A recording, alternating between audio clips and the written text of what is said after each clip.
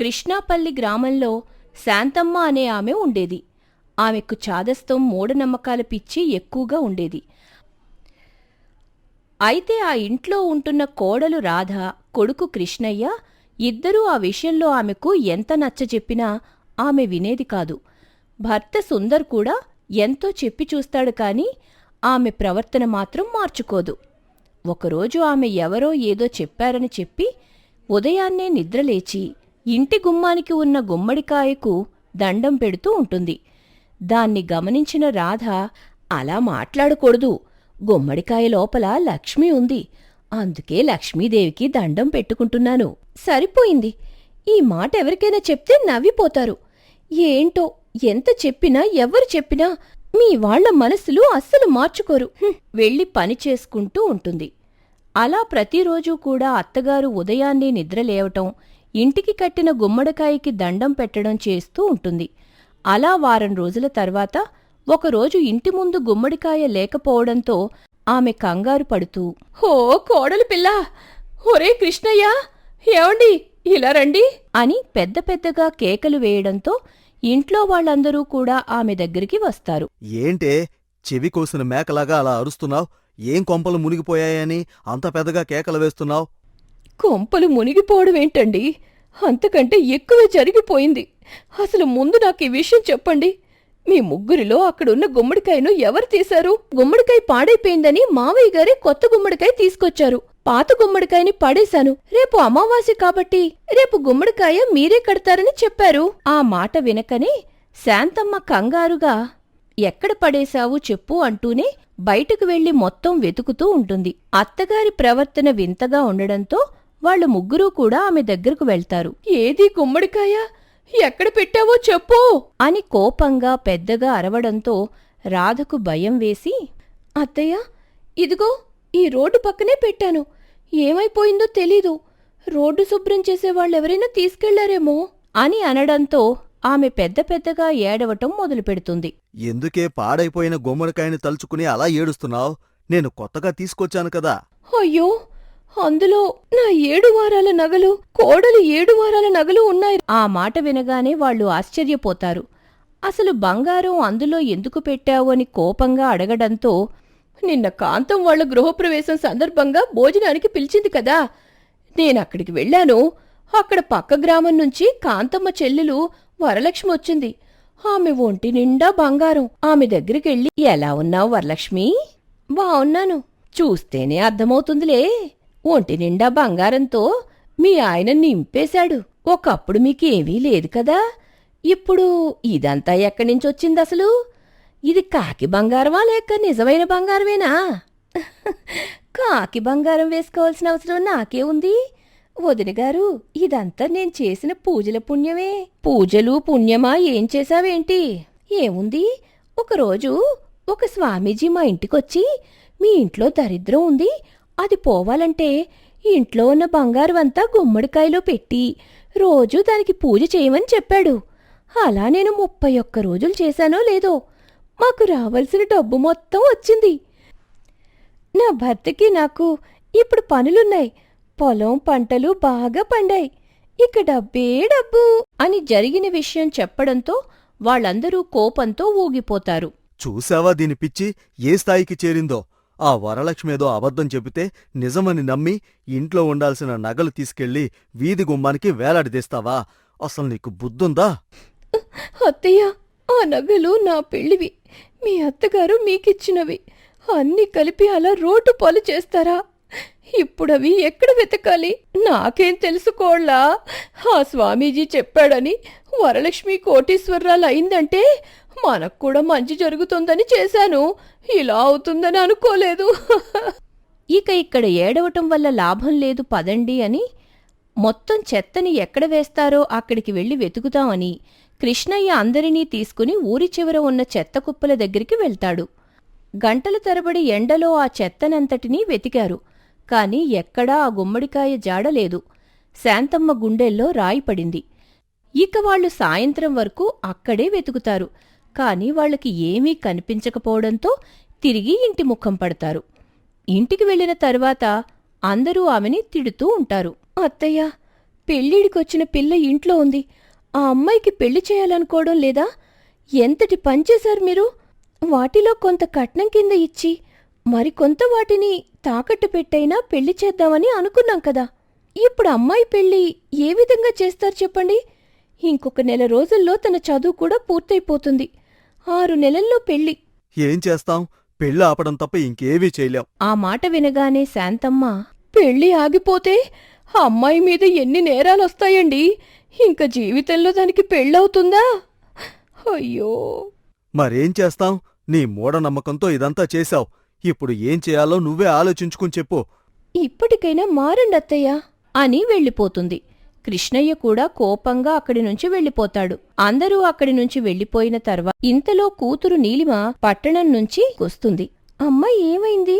ఎందుకెడుస్తున్నావ్? నేను సంతోషంగా పరీక్షలు ముగించుకుని ఇంటికి వచ్చింది నిన్ను బాధగా చూడ్టానికా?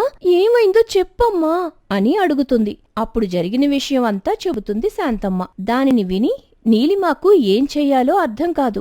ఇంతలో ఇంట్లో వాళ్ళందరూ వచ్చి నీలిమాను పలకరిస్తారు. ఇక జరిగిందందరూ చెప్పుకొని బాధపడతారు. ఇక ఆ రోజు గడిచిపోతుంది. ఆ మరుసటి రోజు ఉదయం, నీలిమా, పక్క ఊరిలో సోది చెప్పే ఆమె ఉందంట. ఆమె ఇలాంటివన్నీ సరిగ్గా చెప్తుందంట. ఆ బంగారం ఎవరికి దొరికిందో కూడా చెబుతుంది. ఇప్పుడే మనం వెళ్దాం పదా. అమ్మా, నీకింకా బుద్ధి రాలేదెందుకమ్మా? డబ్బులు వృధా చేస్తావ్? అలాంటివన్నీ నమ్మొద్దు. వాటి వల్ల డబ్బులు వదిలించుకోవడం తప్ప ఏమీ ఉండదు అని చెప్పినా శాంతమ్మ మాత్రం అస్సలు ఉండదు. తాను ఒంటరిగా గ్రామానికి వెళ్లి ఆమె ఆచూకీ తెలుసుకుని ఆమె దగ్గరకు వెళ్తుంది. సోది చెబుతానమ్మ, సోది చెబుతాను, జరిగింది చెబుతాను, జరగబోయేది చెబుతాను, ఉన్నది చెబుతాను, లేనిది చెబుతాను, నీ సమస్యేంటో చెప్పమ్మా అని అనడంతో ఆమె జరిగిన విషయం అంతా చెబుతుంది. అమ్మా, నేను ఖచ్చితంగా ఉన్నదున్నట్టు చెబుతాను. దీనికి 10,000 ఖర్చవుతుంది. మీరు భరించగలరా? శాంతమ్మ కొంచెం ఆలోచించి, ఖచ్చితంగా దొరికితే ఈ 10,000 మాకు పెద్ద లెక్క కాదు. నా కూతురు పెళ్ళైపోతే అంతే చాలు అని అంటుంది. అందుకు ఆమె సరే అని డబ్బులు ఇవ్వడమే కాకుండా ఏదో మాయమాటలు చెప్పి అక్కడ ఉంది, ఇక్కడ ఉంది అని వారికి దొరికింది, వీరికి దొరికింది అని చెబుతుంది. ఆ మాటలు నమ్మి శాంతమ్మ వాళ్ల దగ్గరికి వెళ్లి అడగటం, అలాంటివి చేయడంతో ఆ ఊర్లో ఆ కుటుంబంతో ప్రతిసారీ గొడవలు జరుగుతూ ఉంటాయి. అలా వారం రోజుల్లో చాలా డబ్బులు శాంతమ్మ వృధాగా వాళ్ల దగ్గర వీళ్ల దగ్గర అని జ్యోతిష్యం, జాతకాలు చెప్పేవారి దగ్గరకు వెళ్లటం, అలాంటివి చేసి డబ్బులు మొత్తం వృధా చేస్తూ ఉంటుంది. ఆ విషయం కొడుకు కృష్ణయ్యకు తెలుస్తుంది. అతను చాలా కోపంగా ఇంట్లో ఉంటాడు. అప్పుడే శాంతమ్మ పక్క ఊరి సోది ఆమె మాటలు నమ్మి ఇరుగు పొరుగు వారితో గొడవలు పడి చేతిలో ఉన్న డబ్బులన్నీ వృధా చేసి నీరసంగా ఇంటికి వచ్చింది. ఆమె ప్రవర్తన చూసి కొడుకు కృష్ణయ్యకు సహనం నశించింది. అమ్మా, ఇప్పటికైనా నీ పిచ్చి ఆపుతావా లేదా? పోయిన బంగారం సంగతి దేవుడెరుగు. ఉన్న కాస్త నగదు కూడా ఇలాంటి దొంగబాబాలకు, సోది చెప్పేవాళ్లకు తగలేస్తున్నావు. నీ చేదస్తం వల్ల ఊర్లో మన పరువు గంగలో కలిసిపోతుంది. శాంతమ్మ ఏడుస్తూ లోపలికి వెళ్ళిపోయింది. రోజులు గడుస్తున్నాయి. నీలిమ పెళ్లి సమయం దగ్గర పడుతుంది. కాని చేతిలో చిల్లి గవ్వలేక, నగలు లేక పెళ్లిమాట ఎత్తడానికే సుందరయ్య, రాధ భయపడుతున్నారు. పెళ్లికి కేవలం 1 రోజుల సమయం మాత్రమే ఉంది. నీలిమ పెళ్లి గురించి ఆందోళనగా మాట్లాడుకుంటున్నారు. ఇంక బాధపడి ఏం లాభం నాన్నా?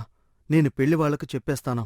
పెళ్లి జరిపించటం కష్టమని. అమ్మ చేసిన ఘనకార్యం గురించి చెబుదాము. కట్నకానుకలు తర్వాతిద్దామని వారితో చెబుదాం. వారు ఒప్పుకుంటే పెళ్లి జరుగుతుంది, లేదంటే లేదు అని అంటాడు. నన్ను క్షమించండిరా. నా బుద్ధి గడ్డి తిని ఎవరో చెప్పిన మాటలు నమ్మి నా బిడ్డ జీవితాన్ని రోడ్డున పడేశాను. ఆ నగలుంటే ఈ పాటికి నీలిమ పెళ్లి ఘనంగా జరిగేదేమో.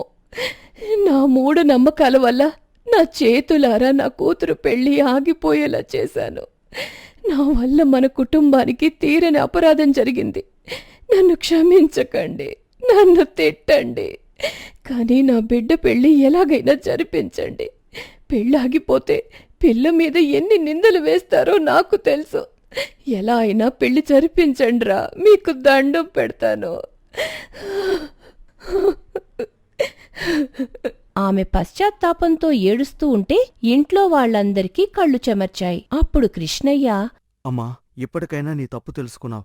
నీ మనసు నిజంగా మారిందని నాకర్థమైంది. అందుకే ఈ నిజం చెబుతున్నాను. ఆ బంగారం నగలు ఎక్కడికి పోలేదు. అవి నా దగ్గరే భద్రంగా ఉన్నాయి. ఆ మాట వినగానే అందరూ ఒక్కసారిగా ఆశ్చర్యపోయారు. శాంతమ్మ కళ్ళు తుడుచుకుని కొడుకువైపు నమ్మలేనట్టు చూస్తుంది. ఏంటి నువ్వు నిజం చెప్తున్నావా? అవును, నేను నిజమే చెప్తున్నాను. ఆ రోజు నేను బజార్ నుండి ఇంటికొస్తున్న సమయంలో రాధ పాడైపోయిన గుమ్మడికాయను రోడ్డు పక్కన విసిరినప్పుడు అది పగిలిపోయి లోపలేదో ఎర్రటి మూట కనిపించింది. అది చూస్తే అందులో మన నగలు ఉన్నాయి. ఈ పని ఖచ్చితంగా అమ్మే చేసుంటుంది. ఆ రోజు గుమ్మడికాయలో లక్ష్మీదేవి ఉందని నా భార్యతో అంది కదా, దానర్థం ఇదే అనుకుంటా. తను మూఢనమ్మకంతో ఇలా చేసుంటుంది అని నాకర్థమైంది. ఇక వాటిని ఎవరికీ తెలియకుండా నా గదిలో జాగ్రత్తగా దాచాను. ఆ తర్వాత ఏం తెలియనట్టుగా ఉన్నాను. అని జరిగిన విషయం చెబుతాడు. అమ్మా, ఇదంతా నిన్ను భయపెట్టాలని చేసింది కాదు. ఈ చేదస్తం వదిలేస్తేనే మనిల్లు ప్రశాంతంగా ఉంటుందని నిన్ను మార్చడం కోసం చేసింది. అని లోపలికి వెళ్ళి నగలు ఉన్న మూటను తీసుకొచ్చి తల్లి చేతిలో పెట్టాడు. అమ్మా, ఒక్కటి గుర్తుంచుకో, గుమ్మడికాయలో లక్ష్మీదేవి ఉండదు. మన కష్టార్జితంలో, మన జాగ్రత్తలో ఉంటుంది. ఇలాంటి గుడ్డి నమ్మకాలు వదిలేస్తేనే అది ఇంట్లో నిలుస్తుంది. శాంతమ్మ ఆ నగలను చూసుకుని వెక్కి వెక్కి ఏడ్చింది.